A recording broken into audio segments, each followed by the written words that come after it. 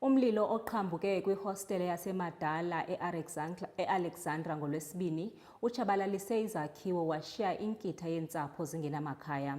Uceba wewadi uthi kusaphandwa unobangela walo mlilo.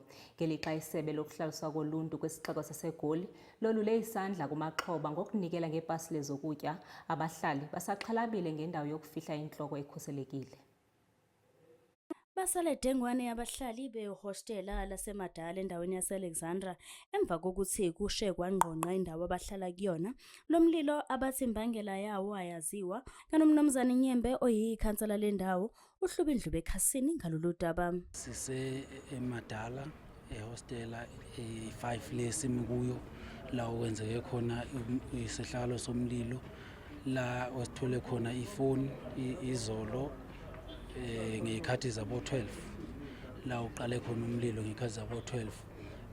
Even though imbangela yomlilo ingaziwa ukuthi kwenzakaleni ngomlilo, kodwa iqiniso ukuthi umlilo indlu oqale kuyo ile ngoba simile nje la esayidini lami lawa left oqale khona umlilo. Akekho limalile, kodwa nje izinto kwezishile izinto zabantu ngoba abanye besemsebenzini, zishile ama-unit awu4 okuyiwona agcine ekwazi uku-affecteka.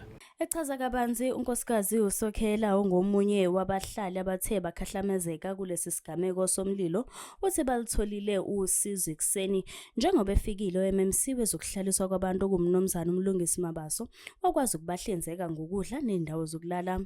Ishe ngalendlela ukuthi akukho ngisho indawo yokulala, akukho mbhede, akukho stofu, akukho bhodo, akukho lutho. Kumoshakele nje kakhulu. Usize besilicela nje manje ukuthi kube indawo yokuthi kwaze ukuthi silale nokuthi siwela kusabandi, kodwa ke ingubo nazo siyazidinga nesponji sokulala. Bese sithanda ukubonga uDisaster ufikile izolo wakuletha lokho okulethile, kube usizo kakhulu ngoba sikwazile ukulala izolo. Sibonge ke futhi ke njengamanje ke abanjenge laba ke beIFP asebefikile kithi, bazama ukuthi basinikeze usizo oluncane lokuthi bakwazi ukuthi abantu badle nokuthi bakwazi ukuthi balale izibhontshi. Kodwa into esingakayitholi ke indawo basababhekela yona ukuthi bazolala kuphi. Impela sibonga kakhulu kulaba beqembu.